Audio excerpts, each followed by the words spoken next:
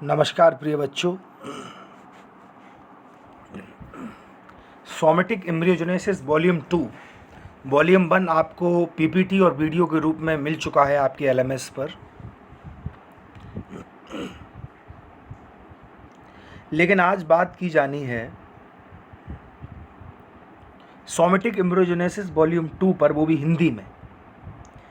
ये उस समय 14वां वीडियो लेक्चर आपको सोमेटिक एम्ब्रियोजेनेसिस के रूप में दिया था, लेकिन वॉल्यूम यूनिट 3 में ऐसा लगता है कि सोमेटिक एम्ब्रियोजेनेसिस आपके पास होना चाहिए और आपके कोर्स एरा में भी है, कोर्स आउटलाइन में भी है।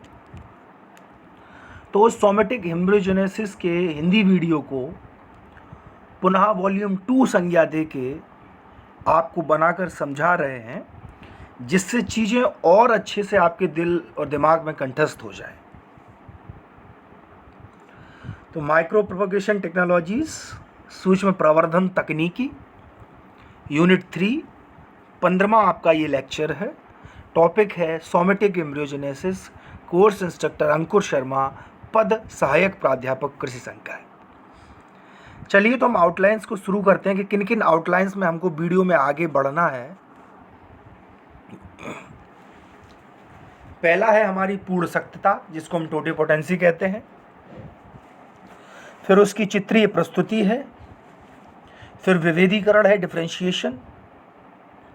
फिर है डी डिफरेंशिएशन, जिसको हम पुनः विभेदीकरण कहते हैं। फिर है रीडिफरेंशिएशन। रीजनरेशन पुनर्जन्म है, प्लांट की तुलना में पुनर्जन्म है। डायग्रामेटिक रिप्रेजेंटेशन ऑफ रीजनरेशन, चित्रीय प्रस्तुतिकरण है पुनर्जन्म का पादप के संज्ञान में। फेज़ 1, फेज़ 2, फेज़ 3, इन तीनों फेज़ों में आपको चित्रीय परिगणना और चित्रीय रूप में आपको ये समझाया जाएगा कि पुनर्जन्म पादप के संज्ञान में क्या है। चलिए तो हम बात करते हैं पूर्ण शक्तता, टोटियोपोटेंसी पर, कि हमको इस पर कैसे क्या संज्ञान लेना है। पहली स्लाइड में टोटियोपोटेंसी, ये इसका डायग्रामेटिक रिप्रेजेंटेशन है। पहले तो हमको टोटियोपोटेंसी पता है कि टोटियोपोटेंसी का मतलब होता है कि एक कोशिका में वो सामर्थ्य होता है जो पूरे प्लांट को जन्म देने की ताकत रखे। ठीक है, the ability of a plant to grow और develop a whole plant, that is known as totipotency. अब इन विट्रो और इन वीवो फेज में क्या चरण होते हैं, उन चीज़ों को हमको समझना है। एक तरफ है इन विट्रो, एक तरफ है इन वीवो। दोनों चीज़ें आप समझ चुके हैं कि इन विट्रो का मतलब होता है जो कंट्रोल्ड एनवायरमेंटल कंडीशंस में होती है, जहाँ कंटामिनेशन का खतरा बिल्कुल कम होता है, जो बिल्कुल ही एसेप्टिक कंडीशंस में काम किए जाते हैं, अंडर कंट्रोल्ड एनवायरमेंटल कंडीशंस किए जाते हैं। Light temperature, light intensity, pH, relative humidity, wind velocity, ये सब चीज़ें रिसर्चर्स के हाथ में होती हैं। सारे एक्सपेरिमेंट रिसर्चर्स के हाथ में होते हैं। कंटामिनेशन का कोई खतरा नहीं होता, एसेप्टिक कंडीशंस में सारी चीज़ें होती हैं। एक इन वीवो होता है। इन वीवो कंडीशंस में क्या होता है, ओपन कंडीशन में किसान सारी गतिविधियों को करता है और यहाँ पर कोई सी चीज़ किसान के हाथ में नहीं होती। ठीक है, तो ये किसान के हाथ में नहीं होती, हर एक चीज़ नेचर के हाथ में कंट्रोल्ड होती है। तो यहाँ पर दो रूपों में विभक्त किया गया है इसको, एक है टोटियोपोटेंट, एक है प्लूरिपोटेंट। तो टोटियोपोटेंट में दो स्टेजेस बताई गई, एक जाइगोट स्टेज में है, एक 2 सेल स्टेज में है। एक्चुअली हम टोटियोपोटेंट करते तो रहते हैं, लेकिन जब हम टोटियोपोटेंसी को माइक्रोस्कोप में देखते हैं, सूक्ष्मदर्शी में देखते हैं, तो इस तरीके की सारी स्लाइड्स हमारे सामने आती हैं और उन स्लाइड्स का सरल रूप में क्या परिभाषा आप तक पहुंचनी चाहिए, यही तो पीपीटी और एक वीडियो का माध्यम है, यही तो एक इंटरेक्शन है, यही तो एक संवाद है। क्योंकि माइक्रोस्कोप में उन सब चीज़ों को रखकर तो आप देख सकते हैं, लेकिन उन चरणों को समझना, उन चरणों को जानना, ये सब चीज़ें भी काफ़ी मैटर करती हैं। तो चलिए हम बात करते हैं एक टोटियोपोटेंट की, एक प्लूरिपोटेंट की। इन वीवो कंडीशंस में क्या होता है, ओपन कंडीशंस में जाइगोट दो रूप में बनते हैं, एक 2 सेल स्टेज एम्ब्रियो में, एक जाइगोट में, इस तरीके का फिगर बनता है। फिर एक रिवर्सिबल प्रोसेस होती है जिसको हम बोलते हैं changes in chromatin transcription metabolism. ये मेटाबॉलिज्म में बदल रहे होते हैं, तो प्लूरियोपोटेंट स्टेज में इनर सेल मास का निर्माण करते हैं, जिसमें जायगोट बाहरी सतह पर गोलाई के रूप में एकत्रित हो जाते हैं। एकत्रित होकर इनको हम सेल मास की परिभाषा देते हैं, और ये कंडीशन इन विवो कंडीशन में प्लूरियोपोटेंट स्टेज में होती है, तब हम इस चीज़ को समझ पाते हैं। ठीक है, तो ये सब चीज़ें हैं।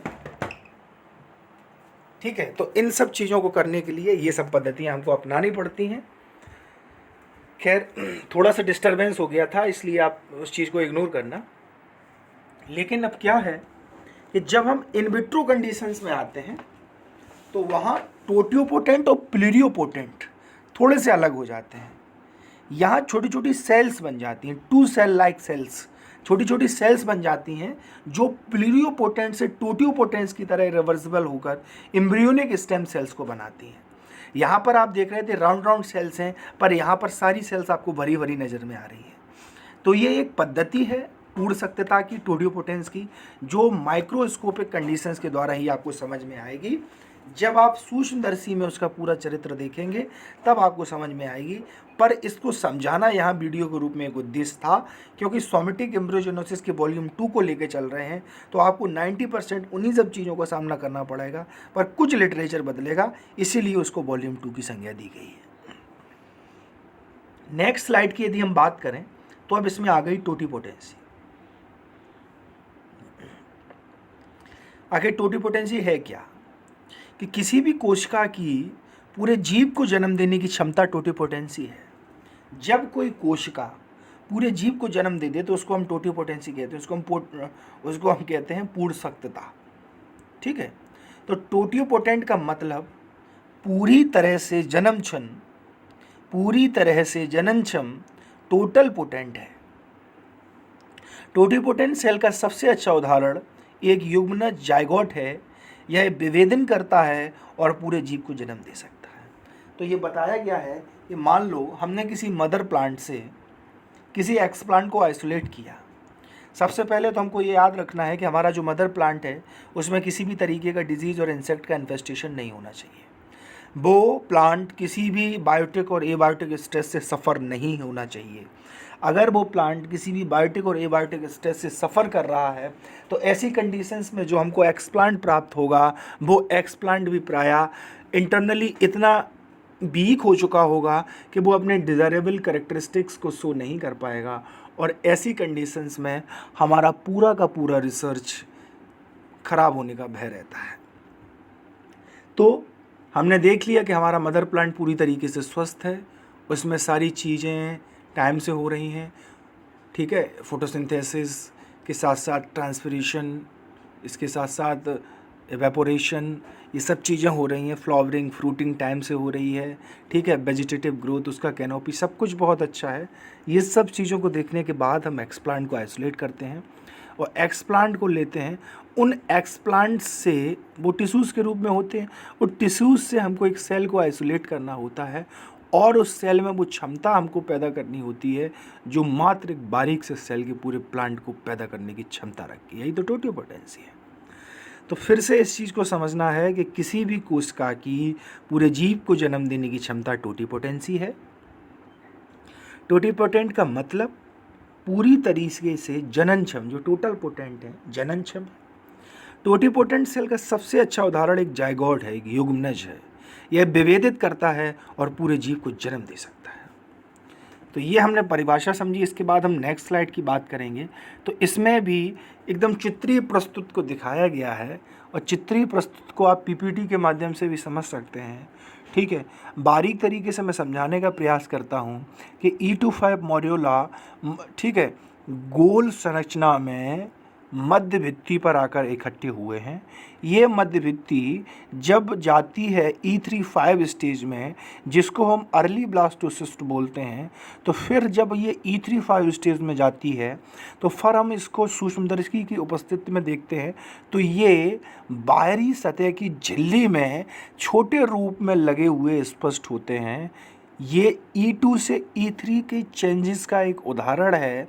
यहाँ पर मध्य में एक गोलाई में पूरे गोले में सुस्पष्ट तरीके से स्पष्ट हो रहे हैं, लेकिन जैसे ही E3 5 स्टेज में आए, जिसको हमने अर्ली ब्लास्टोसिस्ट कहा, यहाँ एक परिधि के अंतिम चरण में चिपके हुए प्रतीत हो रहे हैं।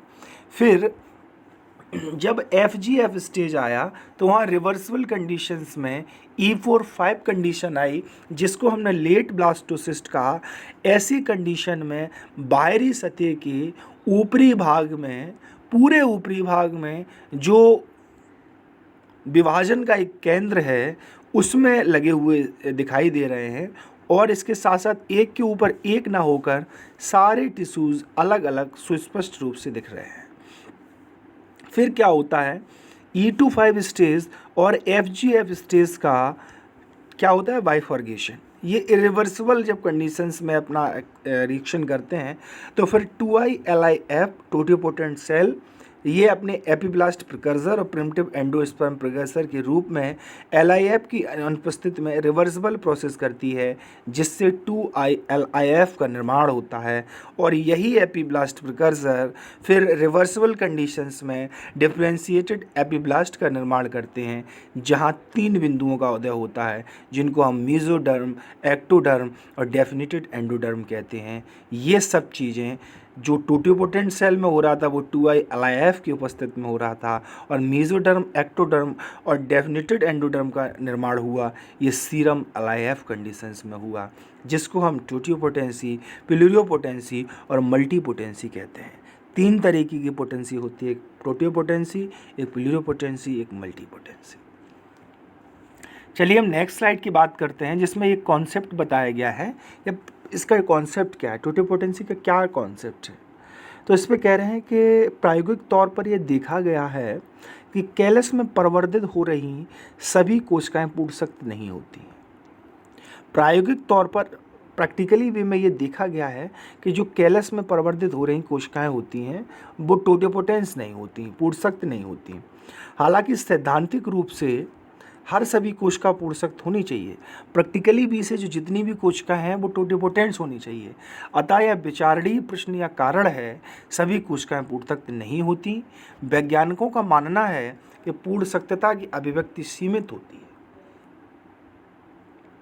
जो पूर्णशक्तता की अभिव्यक्ति है वो सीमित होती है, जो हर पादप जाति के लिए अलग अलग होती है, तथा यह कुछ हद तक निम्न कारणों पर देखी गई है। इसके कॉन्सेप्ट को एक बार मैं समझाऊंगा 30 सेकंड में। प्रैक्टिकली तौर पर यह देखा गया है कि जो कैलस है उसमें प्रवर्धित हो रही सभी कोशिकाएं टोटिपोटेंस नहीं होती, मतलब उनमें वो क्षमता नहीं होती कि वो एक सेल से पूरे प्लांट को जन्म देने की ताकत रखें। पर सैद्धांतिक रूप से हर सभी कोशिका पूर्णशक्त होनी चाहिए, मतलब होनी चाहिए है नहीं, प्रैक्टिकली पॉइंट ऑफ व्यू से जो प्रिंसिपल्स हैं टोटिपोटेंसी के वो ये बताते हैं कि सभी कोशिका पूर्णशक्त होनी चाहिए। अतः यह विचारणीय प्रश्न या कारण है, ये चीज़ विचारणीय है कि सभी कोशिकाएं पूर्णशक्त नहीं होती। फिर हम टोटिपोटेंसी को ये क्यों कहते हैं कि एक सेल पूरे प्लांट को जन्म देने की क्षमता रखती है। तो यहाँ कुछ वैज्ञानिकों का तर्क है, उन्होंने अलग अलग अभिव्यक्ति से इसको प्रस्तुत किया है, तभी तो ये विचारणीय है कि अतः यह विचारणीय प्रश्न या कारण है, सभी कोशिकाएं पूर्णशक्त नहीं होती। वैज्ञानिकों को मानना है कि पूर्णशक्तता की अभिव्यक्ति सीमित होती है। वैज्ञानिक ये मानते हैं कि जो एक्सप्रेशन है टोटिपोटेंसी का वो सीमित है। कारण ये है कि भाई एक मदर प्लांट है, मदर प्लांट से हमने एक्स प्लांट को आइसोलेट किया, एक्स प्लांट को आइसोलेट करने के बाद हमने उसके टिश्यू से सेल को आइसोलेट किया। अब सेल में वो क्षमता है ना कि वो पूरे प्लांट को डेवलप कर सके। उसको डेवलप करने में कारण तो पहले मदर प्लांट पे आएगा, फिर एक्स प्लांट पे आएगा, फिर टिश्यूज़ पे आएगा, फिर सेल पे आएगा, फिर उस सेल की क्षमता पर निर्भर करेगा कि वो प्लांट को डेवलप कर दे। तो ये सब चीज़ें हैं। पूर्णशक्तता की अभिव्यक्ति सीमित होती है, जो हर पादप जाति के लिए अलग अलग होती है, तथा यह कुछ हद तक निम्न कारणों पर देखी गई है। कुछ कारण इसके लिए अलग अलग से डिफाइंड हैं। उन कारणों पर आगे हम बात करेंगे कि ऐसे कौन कौन से कारण हैं जो पूर्णशक्तता की अभिव्यक्ति को सीमित होने का दायरा बनाते हैं। उन दायरों को हमको जानना होगा और एक ऐसा रास्ता अपनाना होगा जिससे पूर्णशक्तता की जो परिभाषा है कि एक कोशिका पूरे पौधे को जन्म दे देती है, उस परिभाषा को भी हमको सार्थक करना है। तो अब हम कॉन्सेप्ट को जान चुके हैं, उसके डायग्रामेटिक रिप्रेजेंटेशन को जान सके, और सूक्ष्मदर्शी की अनुपस्थिति में, सूक्ष्मदर्शी की उपस्थिति में वो कैसे अपने आप को दिखाती है, हमने ये सब चीज़ों को जाना। चलिए हम नेक्स्ट स्लाइड पर आते हैं। रीजन्स ऑफ लिमिटेड एक्सप्रेशन, ठीक है। Variation in chromosome number of cells of callus tissue, callus ऊतक की कोशिकाओं में गुणसूत्र संख्या में भिन्नता। An association of cells may be sometimes necessary to provide the appropriate environment for certain individuals to express their totipotency. कोशिकाओं का एक संगठन कुछ समय के लिए आवश्यक हो सकता है ताकि वे कुछ इंडिविजुअल्स के लिए उपयुक्त वातावरण प्रदान कर सकें जिससे टोटिपोटेंसी व्यक्त करें। नेक्स्ट बात करें, ये बे हैं कुछ टोटिपोटेंसी एक्सप्रेशंस के, जिसमें एक्सिलरी बड प्लोरिफिकेशन है, अच्छी कली प्रसार, डायरेक्ट सोमेटिक एम्ब्रोजेनेसिस है, प्रत्यक्ष कायिक भ्रूणजनन, एडवेंटिशियस सूट बड फॉर्मेशन है, अपस्थानिक कली निर्माण, organogenesis in callus and suspension culture है, कैलस और निलंबन कल्चर में अंग विकास, कैलस और निलंबन कल्चर में भ्रूणजनन है, embryogenesis in callus and suspension culture, by androgenesis, gynogenesis और एपिकल बड फॉर्मेशन, शीर्षस्थ कल का निर्माण के द्वारा भी हम टोटिपोटेंसी एक्सप्रेशंस के बे को एक्सप्रेस करते हैं। नेक्स्ट यदि हम स्लाइड पर जाएं, नेक्स्ट यदि हम स्लाइड की बात करें तो वहाँ हम बात करेंगे कोशिका की पूर्ण सक्रियता पर। तो कैलस ऊतक की कोशिकाओं में गुणसूत्रों की संख्या में अंतर, बहुगुण सूत्रता या समगुण सूत्रता होने से मिश्रित गुणसूत्र युक्त कैलस बनता है, एवं यह पाया गया है कि जो भी कैलस की कोशिकाएं द्विगुणित होती हैं केवल वही पूर्ण सक्रियता दर्शाने में सक्षम होती हैं। गुणसूत्रों की विभिन्नता कर्तोतक कैलस की कायिक कोशिकाओं में पहले से उपस्थित हो सकती है अथवा संवर्धन माध्यम में वृद्धि करते समय उत्पन्न हो सकती है। कोशिकाओं में उपस्थित अंतर्जात हार्मोन स्तर एवं बाहर से संवर्धन माध्यम में मिश्रित हार्मोन स्तर भी माध्यम में कोशिकाओं की पूर्ण सक्रियता को प्रभावित करता है। कैलस का संगठन भी कोशिकाओं की पूर्ण सक्रियता पर असर डालता है। जैसे किसी विषमांगी हेट्रोजेनस कैलस की सभी कोशिकाएं पूर्ण सक्रियता प्रदर्शित नहीं करेंगी, इसके विपरीत समांगी होमोजेनस कैलस की सभी कोशिकाएं पूर्ण सक्रियता प्रदर्शन करने में सक्षम होती हैं। अब इस चीज़ को भी हमको समझना होगा कि जो अंतिम बिंदु है कि जो विषमांगी कैलस की कोशिकाएं होंगी वो पूर्ण सक्रियता प्रदर्शित नहीं करेंगी। तो हमने मदर प्लांट से जो एक्स प्लांट को आइसोलेट किया है, एक्स प्लांट से हमने टिश्यू को आइसोलेट किया, टिश्यू से हमने सेल को आइसोलेट किया, तो उस सेल में हमको माइक्रोस्कोपिक कंडीशंस में ये भी देखना होगा क्या वो सेल हेट्रोजेनस है, is the cell is heterogeneous और नॉट। हेट्रोजेनस कैलस की सभी कोशिकाएं पूर्ण सक्रियता प्रदर्शित नहीं करेंगी, इसके विपरीत समांगी होमोजेनस कैलस की सभी कोशिकाएं पूर्ण सक्रियता प्रदर्शित करने में सक्षम होती। अब हम बात करें पूर्ण सक्रियता का उपयोग, क्या उपयोग है। पूर्ण सक्रिय कोशिकाओं का सबसे महत्वपूर्ण उपयोग उनके द्वारा पादप का पुनर्निर्माण है। पूर्ण सक्रिय कोशिकाओं के उपयोग से दुर्लभ आर्थिक महत्व व औषधीय महत्व के पादपों का पुनर्निर्माण किया जा सकता है। संवर्धन माध्यम पर पूर्ण सक्रिय कोशिकाओं के परिवर्तन से अगुणित पादपों का निर्माण, दुगुणित समांगी पादप उत्पादन, कायिक संकरण तथा उत्परिवर्तन म्यूटेशन द्वारा आनुवांशिक रूप से रूपांतरण पादपों का कम समय में अधिक संख्या में उत्पादन किया जा सकता है। पूर्ण सक्रिय कोशिकाओं में लुप्त प्रायः जातियों का कैलस निर्मित करके उसके छोटे छोटे जर्मप्लाज्म करके उन्हें तरल नाइट्रोजन पर संरक्षित करा जा सकता है।